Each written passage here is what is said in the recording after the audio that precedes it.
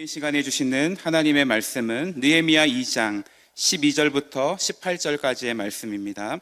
내 하나님께서 예루살렘을 위해 무엇을 할 것인지 내 마음에 주신 것을 내가 아무에게도 말하지 아니하고 밤에 일어나 몇몇 사람과 함께 나갈새 내가 탄 짐승 외에는 다른 짐승이 없더라. 그 밤에 골짜기 문으로 나가서 용정으로 분문에 이르는 동안에 보니 예루살렘 성벽이 다 무너졌고 성문은 불탔더라. 앞으로 나아가 샘문과 왕의 못에 이르러서는 탄 짐승이 지나갈 곳이 없는지라. 올라가서 성벽을 살펴본 후에 돌아서 골짜기 문으로 들어와 돌아왔으나 방백들은 내가 어디 갔었으며 무엇을 하였는지 알지 못하였고 나도 그 일을 유다 사람들에게나 제사장들에게나 귀족들에게나 방백들에게나 그 외에 일하는 자들에게 알리지 아니하다가 후에 그들에게 이르기를 우리가 당한 곤경은 너희도 보는 바라. 예루살렘이 황폐하고 성문에 불탔으니 자 예루살렘 성을 건축하여. 함께 읽겠습니다. 또 그들에게 하나님의 선한 손이 나를 도우신 일과 왕이 내게 이른 말씀을 전하였더니 그들의 말이 일어나 건축하자 하고 모두 힘을 내어 이 선한 일을 하려 하매. 아멘. 이 시간 우리에게 귀한 말씀 전하실 목사님은 정윤교회를 담임하고 계시는 유성택 목사님이십니다. 이 시간 귀한 목사님 보내주신 하나님께 감사하는 마음과 목사님을 환영하는 마음 담아 뜨겁게 박수로 모시겠습니다.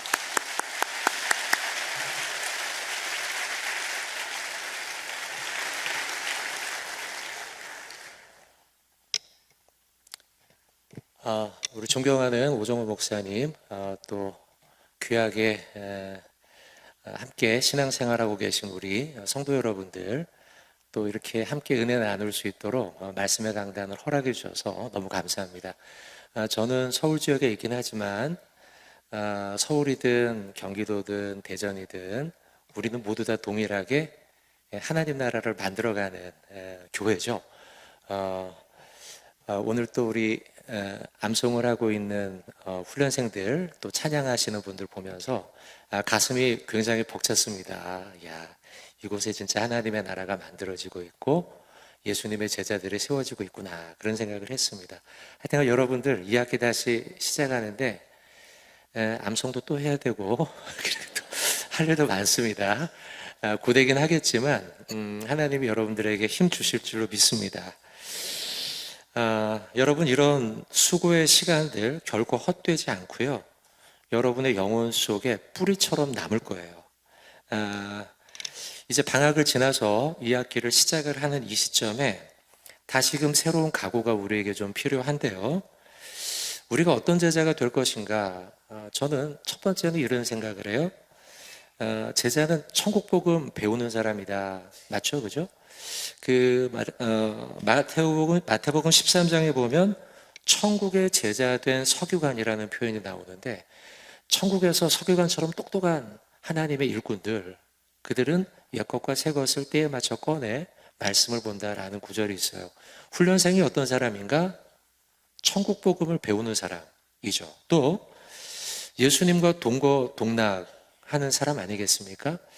아까 우리 간증하시는 분들 이야기를 들으며 함께 한다는 게 얼마나 큰 힘인가. 또한 예수님 시대에 3년 동안 그들이 예수님과 동거동락하면서 예수님의 말투, 예수님의 생각, 계획 배우지 않았을까. 세 번째, 제자는 어떤 사람인가라고 할 때 저는 이 부분으로 오늘 좀 집중하고 싶은데, 예수님이 보는 것을 보는 사람, 어떤 시각으로 세상을 보고 있으며 나의 마음의 상태는 어떤 것인가를 볼 줄 아는 눈이 있는 사람이 제자가 아닌가 싶습니다. 마틴 로이드 존스 목사님이라고요, 저도 이분의 책을 많이 읽었었는데 산상수훈 강해를 하면서 이런 글을 썼어요. 그리스도인의 삶은 본질적으로 무엇을 보느냐의 문제. 그리스도인의 삶은 무엇을 보느냐. 우리가 바라보는 대상이 우리의 존재를 규정한다, 이렇게 말을 했어요. 그러니까 여러분이 보고 있는 거, 여러분이 예배당을 보고, 여러분이 예배 시간을 보고, 여러분이 하나님을 바라보고, 예수님을 바라보고, 또 암송을 위해서 성경책을 바라보고, 이게 우리의 존재를 규정한다는 거죠. 자, 오늘 느헤미야 본문을 우리 읽었는데요, 느헤미야는 하나님이 보는 걸 봤어요. 구약 시대의 인물이긴 하지만 그러나 그는 예수님의 신실한 제자, 하나님의 신실한 제자가 맞아요. 왜냐하면 하나님이 보았던 가슴 아픈 장면들을 그 역시도 가슴 아프게 볼 줄 아는 눈이 그에게 있었다는 거죠.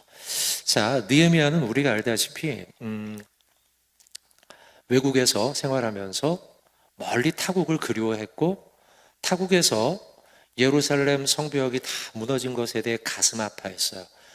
육신의 물리적 눈으로는 예루살렘을 볼 수 없었지만 그러나 영혼의 눈으로 고향 땅에 있는 예루살렘 성을 바라봤고 그 무너진 것에 대해 가슴 아파했던 인물이죠. 그래서 결국 하나님의 섭리 속에서 우리가 읽었던 느헤미야 2장에서는 느헤미야가 예루살렘으로 옵니다. 오늘 보는 말씀 중에 중요한 구절이 2장, 느헤미야 2장 13절이에요. 아마 자막이 나올 텐데 보시면 그 밤에라고 되어 있죠. 밤에 예루살렘 성벽 주변을 돌아보게 됩니다. 밤은 관찰하기에 그렇게 좋은 시간이 아니죠. 캄캄하기 때문에 횃불을 들고 밝혀야만 볼 수 있어요. 그러나 그 밤에도 느헤미야는 상세하게 봐요. 상세하게. 성벽이 무너진 곳곳들을 봅니다. 세 가지 장소가 등장하는데요. 첫 번째는 골짜기 문이에요. 두 번째는 용정, 세 번째는 분문이에요. 예루살렘 주변을 살펴보기 위해서, 무너진 곳을 살펴보기 위해서 골짜기 문으로 나가게 됩니다. 골짜기 문은 흰놈 골짜기로 향하는 문이었습니다. 흰놈 골짜기는 그 여호수아나 예레미야서에서 언급이 되어 있는데요. 몰렉 숭배나 아니면은 아이들을, 자녀들을 신에게 바치는 행위를 했던 아주 끔찍한 그런 제사의 제물이 바쳐지는 장소였어요. 흰놈 골짜기로 향하는 골짜기 문을 성벽 탐사의 출발점으로 삼아서 사람들이 보지 않는 시간에 사람들의 눈에 띄지 않게 그곳으로 나가 무너진 곳을 보게 됩니다. 두 번째 만나는 곳은 용정이에요. 13절에 용정은 영어로는 이렇게 번역되어 있습니다. 드래곤 웰로 되어 있어요. 드래곤 웰. 그러니까 용의 운물이죠. 용의 운물.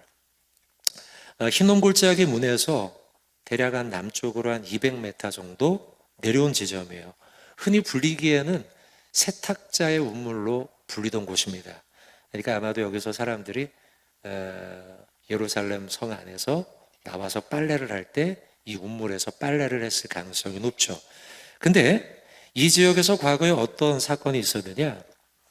다윗이 압살롬의 반역 때 도망을 치면서 굉장히 위험한 순간을 맞았는데 그때 자 보세요. 사무엘하 17장 17절이에요. 그때 요나단과 아히마아스가 사람이 볼까 두려워하여 감히 성에 들어가지 못했다. 도망치고 있는 중이었고 정보를 다윗에게 전달해야 돼요. 근데 다윗을 만나는 접선하게 된다면 사람들의 눈에 띄어 자신이 스파이라는 걸, 정보를 전한다는 걸 들킬 수 있어요.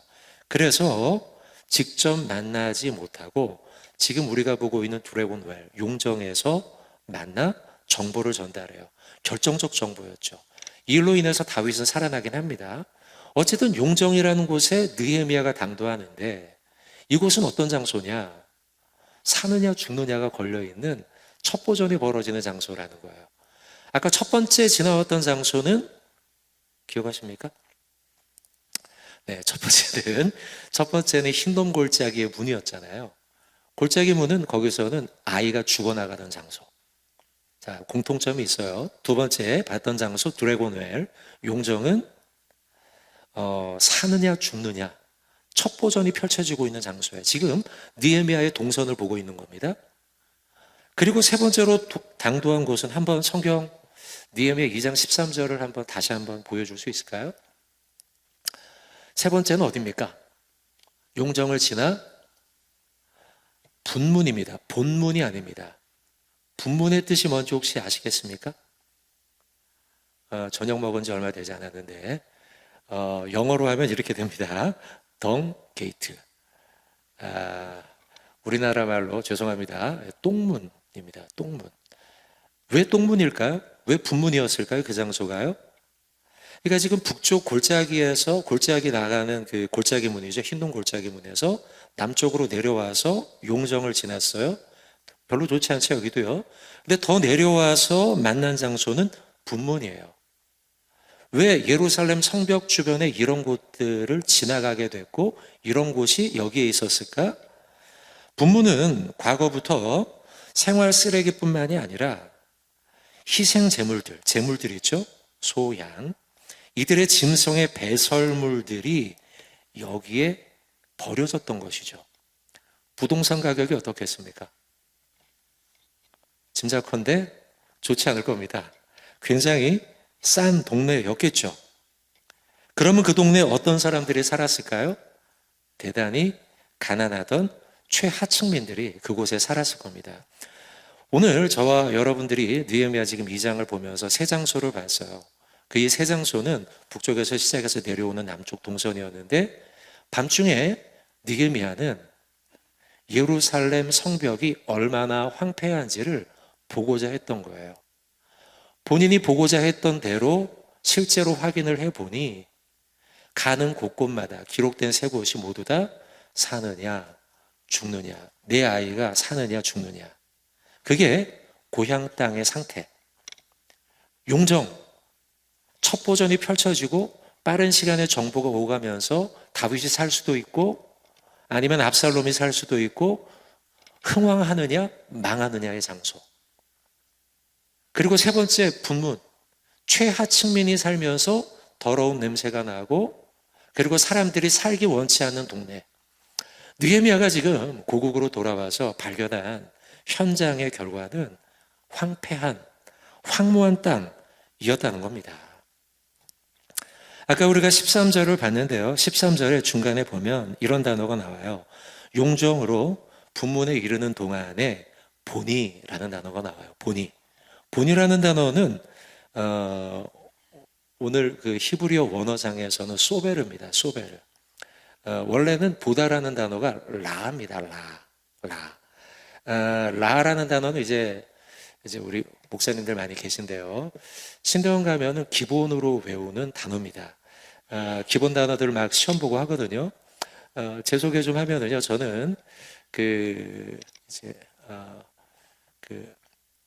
아버님은 이제 이북분이시고 어머니는 이제 경남분이시고 결혼해서 자녀들을 낳았는데 제 위로 그 누나가 6이나 돼요.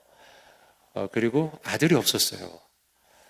그래서 아버지하고 어머니가 저를 갖기 전에 기도를 했어요. 서원 기도를 해서 아들만 낳으면 목사를 시키겠습니다 했는데 얼마 안 돼 제가 태어났어요. 그래서 어릴 때부터 저는요 부모님에게 너는 목사가 돼야 된다 이야기를 듣고, 다행인 건 하나님의 은혜죠. 다행인 거는 마음속에 어릴 때부터 목사가 되는 게 꿈이었어요. 그래서 이제 신학을 다니고 우리 이제 오정호 목사님의 후배죠. 그러니까 제가 한참 후배. 그리고 신대원에 가서 신학을 공부하고 신대원에 다니면서 공부하면서 헬라어 히브리어들을 하게 됐는데 헬라어 히브리어 가운데 지금 우리가 이야기하는 보다라는 단어는 일반적으로는 라라는 단어를 써요. 이게 일반적으로 히브리어에서 보다라는 단어예요. 근데 오늘 본문에서는 라라는 단어를 쓰지 않고 소베르라는 단어를 썼단 말이에요. 뭔가 특별한 의미가 있는 거죠. 소베르라는 단어는 영어로는 두 가지로 번역이 되어 있습니다. NASB에서는 인스펙팅이라는 게 이제 탐정이 조사한다는 거죠. 그리고 NIV에서는 이그제미닝, 시험하듯이 보는 거예요. 그러니까 그냥 지나치며 보는 게 아니라 느헤미야는 용정, 골짜기문, 또 하나 뭐죠? 분문, 이런 것들을 마치 탐정이 관찰하듯 자세하게 본 거예요. 지금 이 땅의 상태가 어떤 것인가? 내 고향 땅, 이 예루살렘 땅은 상태가 어떤가?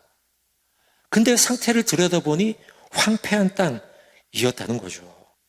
그러면 이 땅이 언제부터 이렇게 황폐해졌을까요? 아마 구약의 파노라마, 신약의 파노라마 하시는 거 다 알고 있는데요. 구약의 파노라마에서 남유다의 멸망을 몇 년도라고 이야기합니까? 586, 586. 네. 다 팔려 이렇게 아마 가르칠 것 같은데 저도 그렇게 배웠는데요. 강사 교육할 때 505, 8, 6, 586년으로 이야기하죠. 이때 바벨론에서 멸망하죠. 멸망하는데 지금 시점은 445년이에요.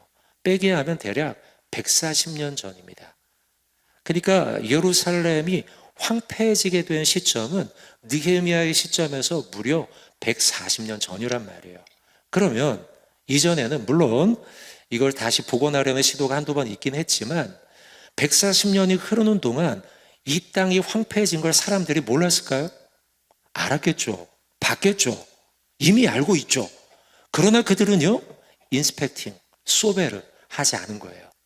막연히 그래 예루살렘이 부서졌네, 무너졌네 이렇게만 생각을 했던 거죠. 그러나 오늘 본문의 느헤미야는 그러지 않아요.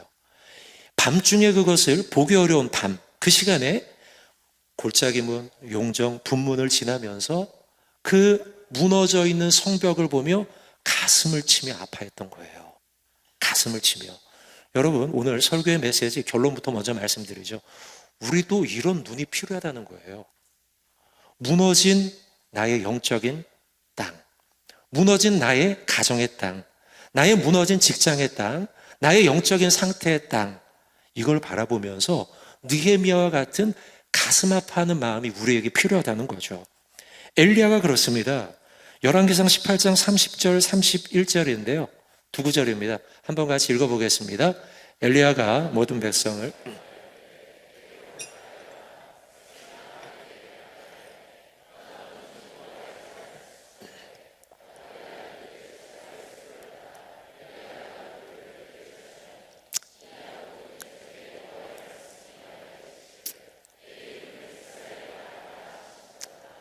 여러분 두 구절 읽었는데요. 이 구절 중에서 여러분의 눈에 확 띄는 단어가 좀 있습니까? 저는 그 31절 둘째 줄에 엘리야가 돌 12개를 취하니, 이게 이제 제단이 되죠. 12개 돌을 취해서 갈멜산에서 영적 전투를 벌이며 이 제단 위에 불이 내려오죠. 이 말은 거꾸로 말하면 하나님께 제사를 드리는 제단이 회파됐음을 의미하는 거예요. 엘리야 시대 때 제단이 없어요. 바알과 아세라 숭배가 만연한 시대였기 때문에 더 이상 여호와 하나님께 제사를 드릴 제단이 없는 시대. 엘리야는 지금 영적 전투를 앞에 두고 무너진 단을 다시 복원하고 있는 거예요. 지금이 우리가 그래야 될 때인 거죠. 요시야 왕도 마찬가지입니다. 열왕기하 22장 5절, 이것도 한번 같이 읽어보겠습니다. 열왕기하 22장 5절 시작. 여호와의 성전을 맡은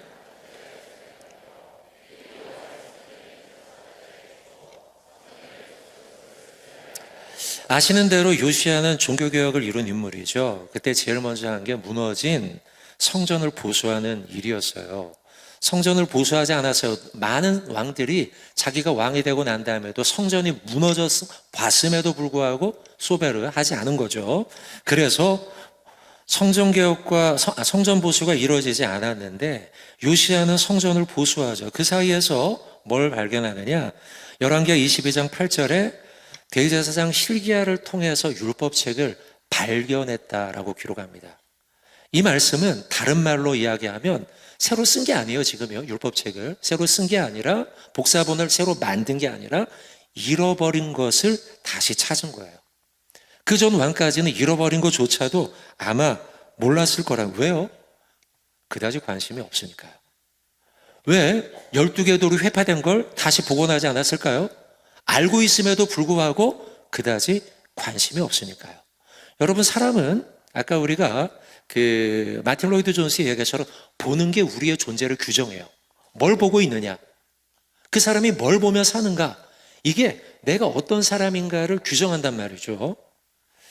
제가 사랑의 교회 부교육자 생활을 좀 했었는데요. 그 당시에 제가 제자훈련을 맡았던 집사님 중에 한 분이 그 경기도 수지 지역에 살았습니다. 그 집사님이 아주 그 당시 한 40 초반 내지는 30 후반 정도쯤 되셨었던 것 같은데요. 이분이 그 이제 제자반 시작하면 그러잖아요. 같이 모여서 지난 한 주 동안 어떻게 지냈어요? 이런 쉐어링 하죠. 그죠? 나눔을 하죠. 나눔을 하는데 그분이 지난주에 참 어이없는 일이 자기 있었다고 하면서 자기 삶의 나눔을 하셨어요. 이야기인즉슨 자기가 차를 타고 동네 마트에 갔다는 거예요. 마트에 가서 이제 차를 주차하고 마트에서 장을 착 다 보고, 근데 마트에서 장을 보는데 또 거기에서 자기가 아는 사랑의 교회 다락방 집사님을 만난 거예요. 그래갖고 또 너무 반갑게 막 인사를 막 한 거죠, 서로. 그러고서는 이제 집에 돌아왔어요. 집에 돌아와서 다음날 아침 제자훈련 시간이어서 차를 가지고 훈련하는 집까지 와야 되는데 차가 없는 거예요. 아무리 찾아도 차가 없어요. 어디 있습니까, 차가? 마트에다가 놓고 온 거예요, 전날. 그 이야기를 이제 제자반에 모여서 한참 하면서 모두 다 한참 많이 깔깔대면서 웃은 적이 있어요. 그러면서 생각을 하게 된 게 뭐냐. 사람은요, 관심 없는 것에는 금방 잊어버리는, 알고 있어도 금방 잊어버리고, 방금 차를 놓고 왔는데도 잊어버리고, 이게 뭘 보고 있느냐, 살아가고 있느냐, 볼 수도 있고, 똑같은 눈을 가지고 보지 못할 수도 있는 게 우리라는 거죠. 사랑하는 우리 성도 여러분들, 하나님 나라 동역자 여러분들, 저와 여러분들도 하나님이 보는 것을 바라볼 줄 아는 눈이 우리에게 있으면 좋겠습니다. 느헤미야가 봤던 것, 하나님이 보라고 한 것을 그는 봤죠. 예루살렘이 얼마나 회파되었고 황폐한 땅이 되었는지를 보라고 그를 예루살렘까지 오도록 만든 거 아닙니까? 왕의 조서를 가지고요. 그리고 그는 밤중에 나가서 골짜기 문을 보고 용정을 보고 분문을 보면서 이 땅이 얼마나 회파되어 있는가, 이 땅이 얼마나 하나님의 은혜가 없음으로 인해서 죽느냐 사느냐의 땅이 되고 더러운 냄새가 나는 땅이 되고, 그렇게 되었던 것을 느헤미야는 봤다는 거죠. 우리도 그런 눈이 우리에게 있어야 된다는 거예요.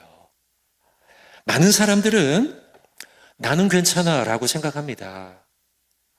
훈련도 그래요. 제자훈련 1학기가 시작이 될 때만 해도 다 긴장 속에 시작하잖아요. 그죠? 그런데 3월이 지나고 4월이 지나고 5월이 지나면서 적응이 되고 안도감을 가져요. 그러면서 최선을 다해서 학기가 마치고 방학 7월, 8월을 보냅니다. 저희도 똑같이 학제가 그런데요. 그러면 훈련생들이요, 2학기가 시작이 되는 게 두렵습니다. 두렵고 걱정이 되는 마음속에서 시작을 해요. 그러면서 어찌어찌 졸업하고 수료할 수도 있어요. 마음속에 아유 그래 이렇게 해도 괜찮아, 이렇게 해도 괜찮아 라고 하면서요. 하지만 여러분, 우리의 영적인 상태가 어떤지 내 스스로를 올바로 봐야 돼요.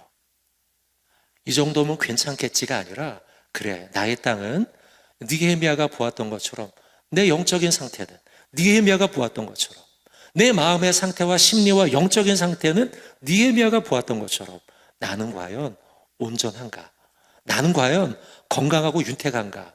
나는 혹시 황폐한 땅이 되어버린 것은 아닌가?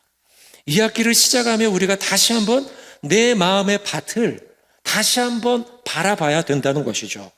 많은 사람들은 착각합니다. 현대인들이요, 과학이 발전하고 인공지능이 발전하고 기술이 발전하면 마치 이 세상의 삶이 다 윤택해질 걸로 생각하지만 아닙니다. 인류는요, 처한 영적인 위기와 영혼의 땅의 황무함을 보지 못한다면 위험한 인생인 거예요. 요한계시록 3장 17절과 18절 두 구절 우리 한번 같이 한번 읽어보겠습니다. 착각하고 있던 인물들을 한번 보겠습니다. 같이 읽겠습니다.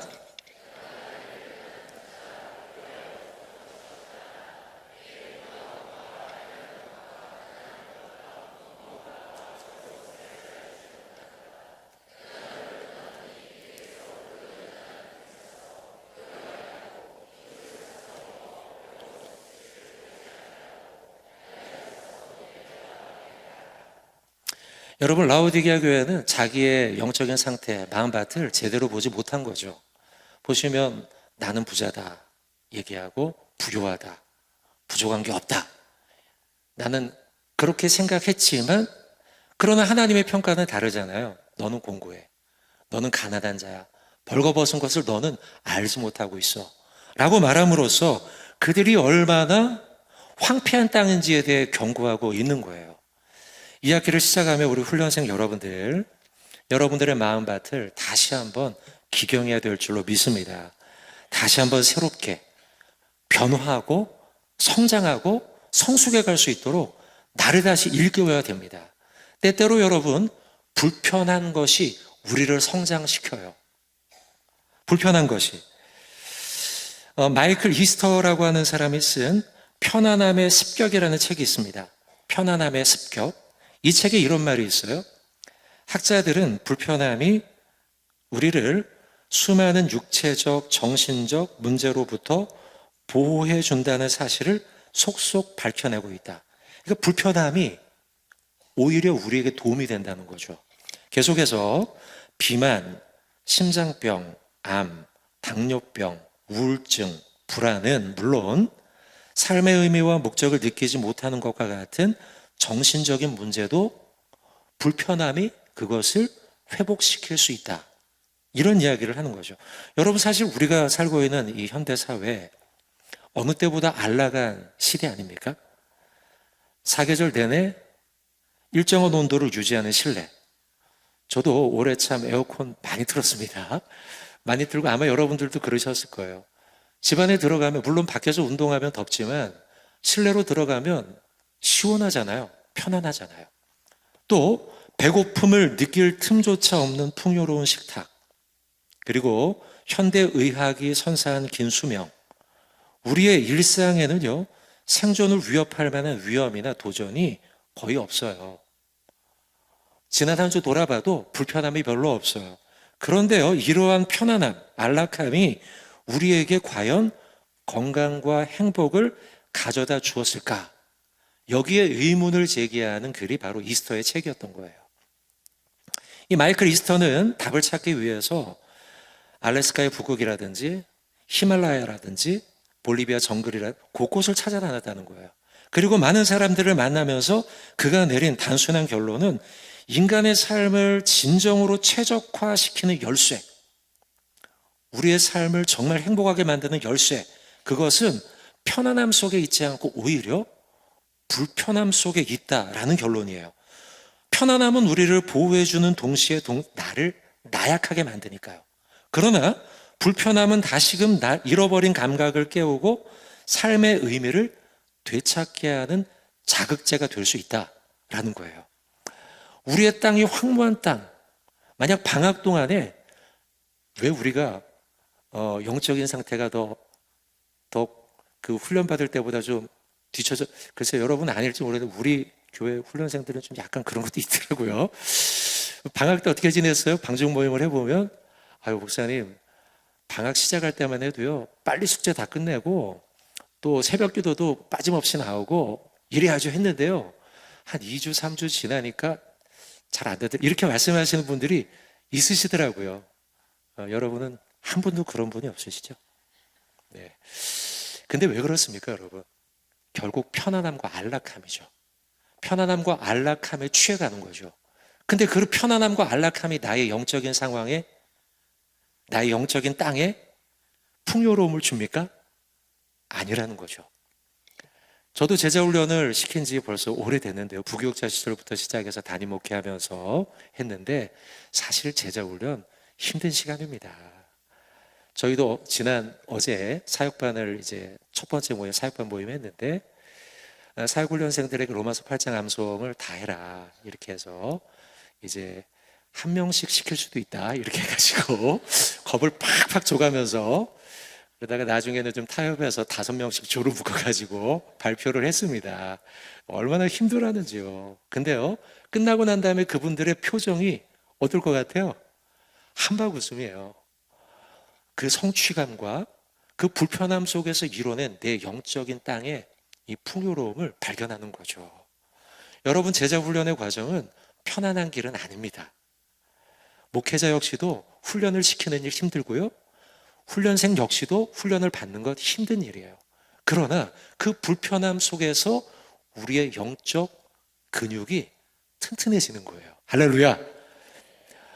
우리 훈련생 여러분 아니겠습니까? 여기 계신 우리 새로남교회 성도 여러분들, 때때로 우리에게 주는 불편한 일들이 있겠지만 예배의 시간을 지키고 다락방 모임을 지키고 또 주님을 위해 봉사하고 헌신하고 섬기는 것, 그것이 우리에게 불편함이 될 수도 있지만 그 불편함을 통해서 우리의 영적인 땅이 기경되고 새롭게 되고 열매 맺는 땅으로 변화될 줄로 믿습니다. 우리가 알고 있음에도 불구하고 신실하게 살아가지 못할 때가 있어요. 그럴 때 하나님이 뭐라고 말씀하실까요? 우리를 향해, 반주 좀 부탁드리겠습니다.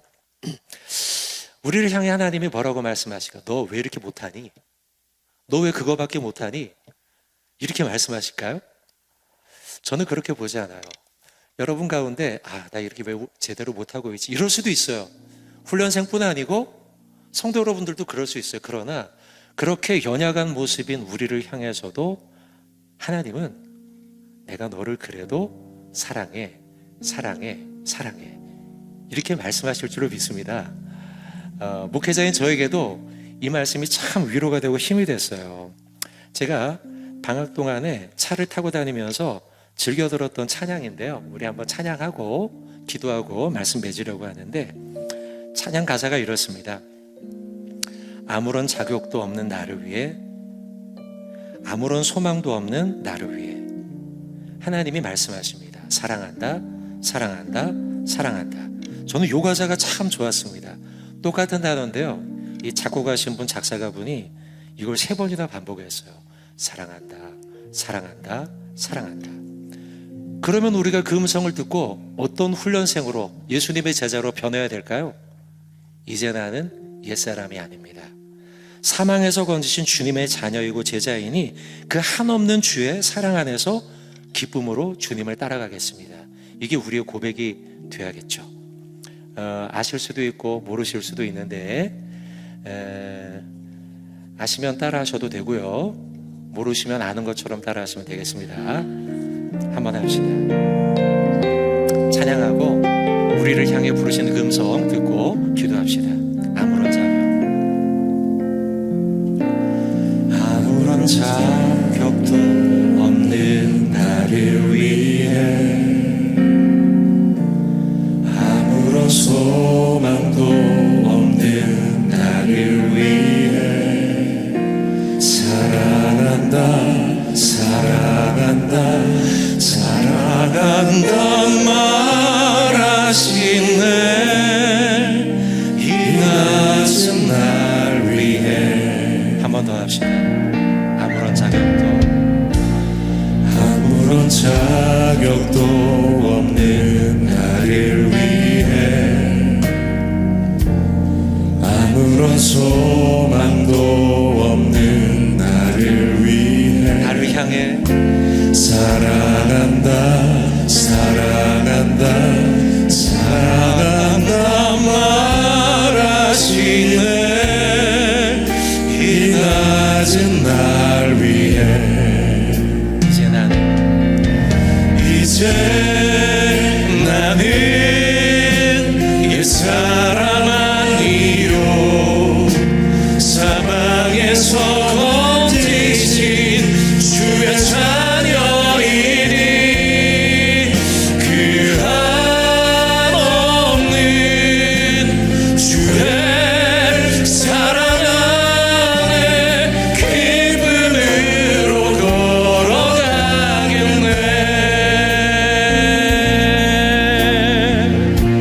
자격도 없는 나를 위해,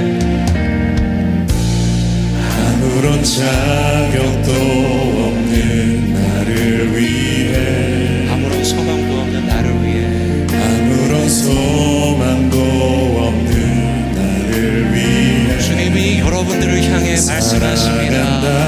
사랑한다, 사랑한다 말하시네. 날 위해 이제 나는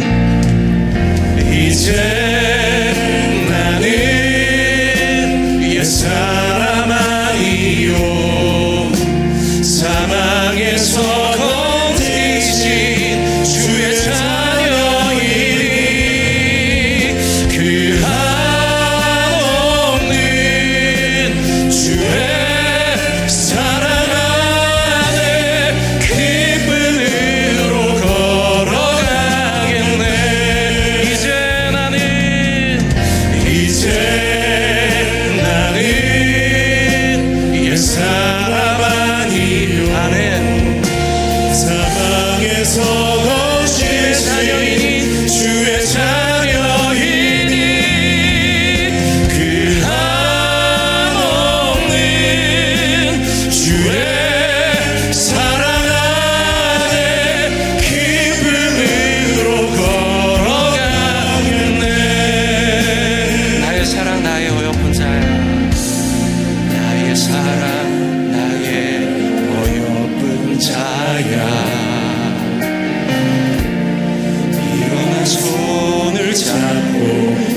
함께 가자. 사랑한다 우리를 향해 사랑한다 말하시네. 세상 끝날까지 세상 끝날까지.